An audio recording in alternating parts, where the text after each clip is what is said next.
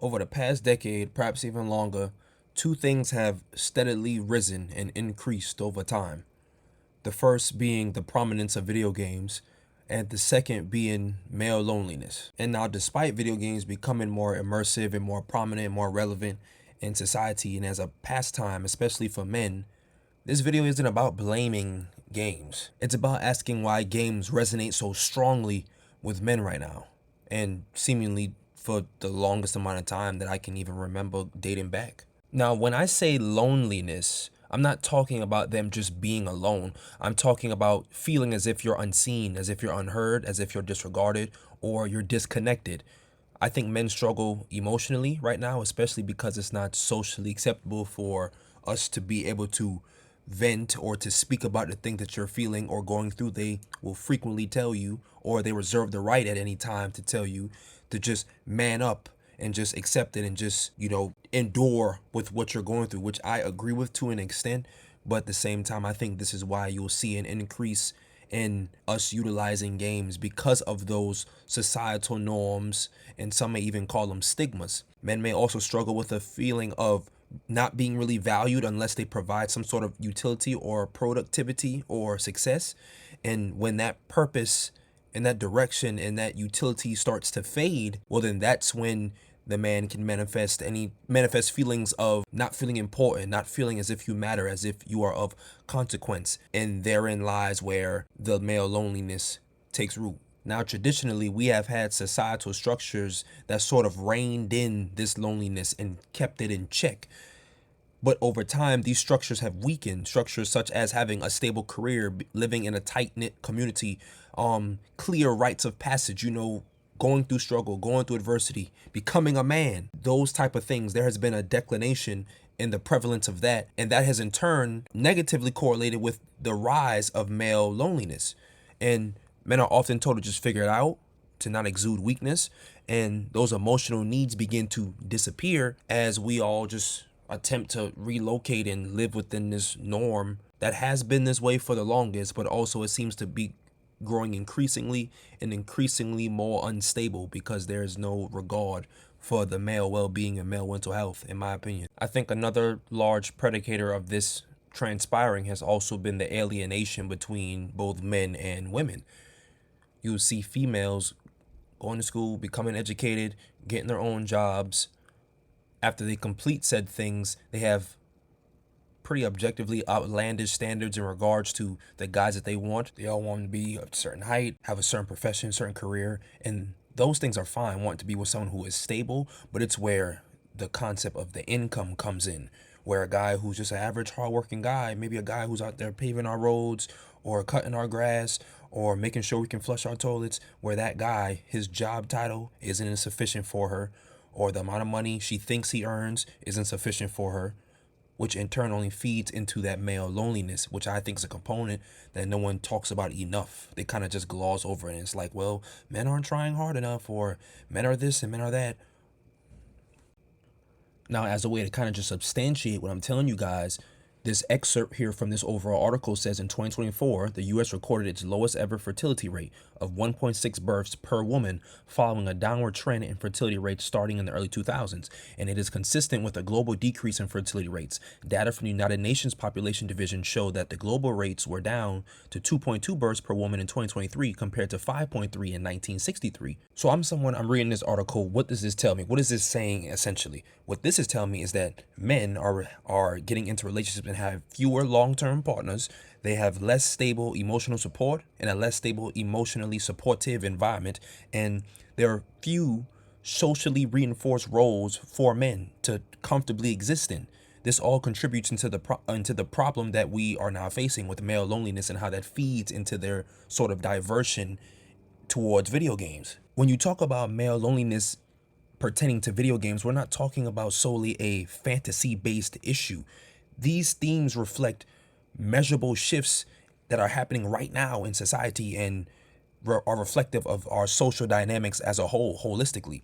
As marriage rates fall and isolation between both men and women increases, but for the sake of this video, specifically men, games increasingly become more of that fallback option for where a man can seek companionship and a source of identity, structure, and connection. Video games are so enticing to men because they seem to fill a space and a void that is seldom filled by everyday life and everyday existence. These games provide clear goals, they provide immediate feedback, they provide you positive reinforcement when you work hard. You can outline a goal, you can go about a certain endeavor within a game, and you can be rewarded for that, where there is no guarantee that you will ever find that outcome in real life. And I think that is sort of a pulverizing aspect of our social climate and where men find themselves today, and that only feeds into our habitual tendency and proclivity to want to play a game. I think another reason that men are generally lonely right now is because a lot of anxiety that we experience as guys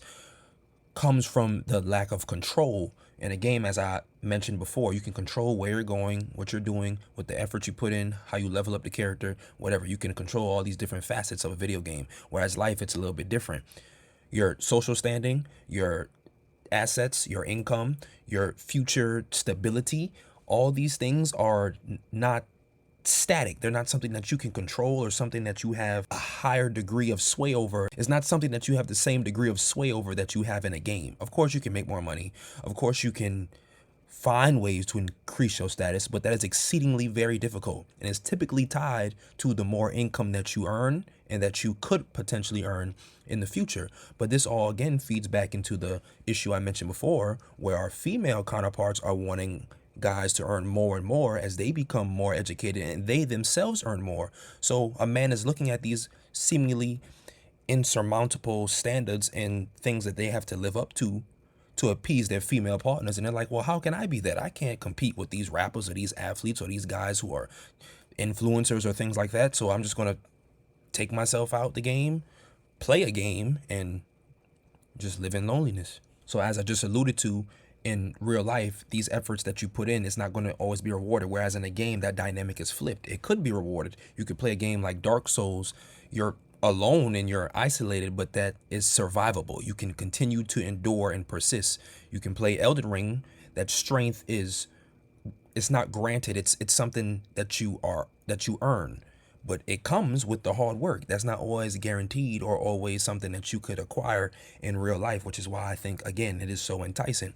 Games offer agency in a way of which life cannot offer you. And more specifically, these games not only offer you agency, it offers you this agency when reality seems overwhelming. I am not a proponent of victimhood.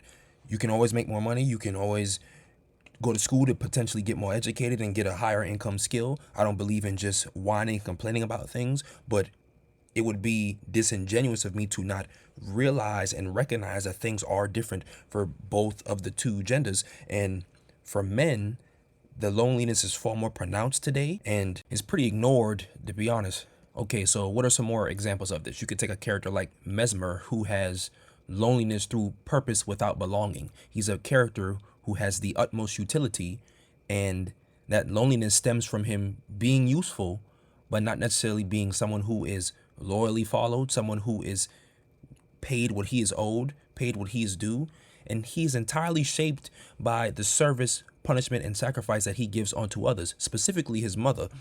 There's no companionship, there's no emotional support, there's no reciprocity. He's just expected to perform. He is powerful, he is feared and essential, but yet he's fundamentally alone.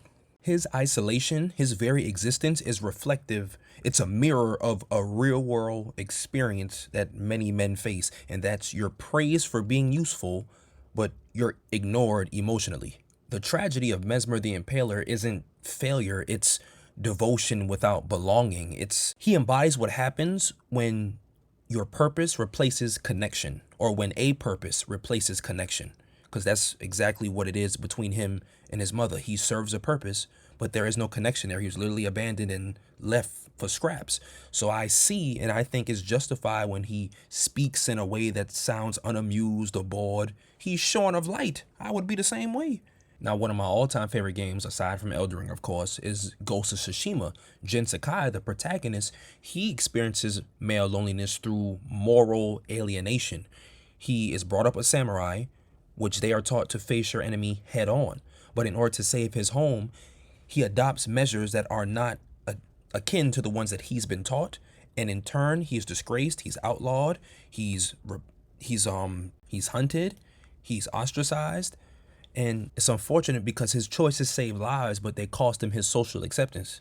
The more effective he becomes, the more the legend of the ghost spreads throughout Tsushima, the more lonely he becomes. And it's good that he had Yuna in the game, the female counterpart with him in there, but his loneliness isn't physical, it's ideological because he's alone in his way of thinking. Of course, Yuna's the one who taught him and introduced him to the ways of stealth and using those type of tactics in combat. But in terms of the people who he grew up with, the people he was raised by, Lord Shimura, the traditional samurai, he's alone in the way that he thinks now because he adopts stealth-based tactics as opposed to fighting head-on like traditional samurai were known to do. The way that this mirrors modern male loneliness is because it's kind of reflective of when you do better for yourself, that personal growth, it begins to separate you from people who are not on your type of timing, so to speak, as a lot of people would put that as. So for me, for example, being in nursing school, there are a lot of people who I came up with, I don't associate or hang out with anymore because they're not doing anything. They're not striving for anything, whereas I am striving for excellence and to make something of myself. So naturally, I begin to disassociate from these people because I'm not in their circles. I'm in circles that are going to push me forward. And that's similar to what happened with Jin. Not necessarily to push himself forward, but to push the overall better standing of Tsushima and the Japanese people forward. And he was left alone in that mission because he was willing to do things that they were not. His transformation shows how doing the right thing can still lead to isolation. The next example, Sam Porter Bridges from Death Stranding. I've never actually played Death Stranding, believe it or not. I know that's blasphemous to say, but from what I know of the game, Sam avoids intimacy, touch, and emotional attachment. The game seems to use loneliness as a mechanic as opposed to just something that you're feeling or that you can relate to, because in and of itself, the way you progress throughout the game, you're lonely. His job is literally to connect other people while being disconnected himself. It's very ironic. As I said before, the game turns loneliness into a mechanic. Traversal, him traveling throughout the landscape of the game, is solitary. Communication is indirect. Help comes anonymously. He's lonely. I think Sam is reflective of a unique kind of modern loneliness, and that is that we are all digitally connected, we're physically isolated, and we're emotionally guarded. Death Stranding doesn't ask players to escape loneliness, it asks them to sit with it, to live with it. Now, many men bond through shared activity. I would argue all of us do. That's how we bond and grow attachments to one another, create friends. It's not necessarily emotional disclosure, it's that shared activity. What games allow is they allow companionship without forcing vulnerability. It allows you to be present without performance, and it allows silence without awkwardness. Party chats, co-op sessions, guilds, all these things, they create a routine connection without you actually having to have that emotional bond, so to speak, but it's still that shared activity, which is important and an important precipitator for men being able to not be lonely and to build connections with one another. It provides a sense of belonging through action. You don't say I'm lonely, you just log on to the game. I think games have a bad rap for being labeled as escapism, but I don't think this is inherently a bad thing. They can function as stress relief, emotional rehearsal, so to speak, and identity exploration, you being able to figure out who you are, so to speak, by playing a game, or to live vicariously through the people in the game. It allows for a space of safe failure. I don't think these are bad things that are granted to you by escapism. Games aren't just a distraction. They literally can serve as a reflection of an emotional state. If you want to beat something up, you play God of War. If you want to just explore and just put on some lo-fi music or something, you're probably going to play Death Stranding. Like, they reflect how you may be feeling, and that can influence what you play, and in turn, that sense of loneliness that you feel as a guy. Now, I will say this, games become problematic when they're the only outlet. If your only life achievements, if your only achievements in general are coming from a trophy popping up in the corner of your TV screen when you're playing your game, that's a problem. You need to go outside and touch grass. Games are good for those things I mentioned before, stress relief, emotional regulation, all these other things, but it's also good to play a game after you've done something in the real world during that day. It makes you feel more accomplished and better about yourself and more deserving of that game session. You went to work today, you worked 8 to 12 hours, you did whatever you had to do, you went to class, you took your notes, you did your homework, then you had play a game session, you feel more accomplished, and I think that's what people should strive to do.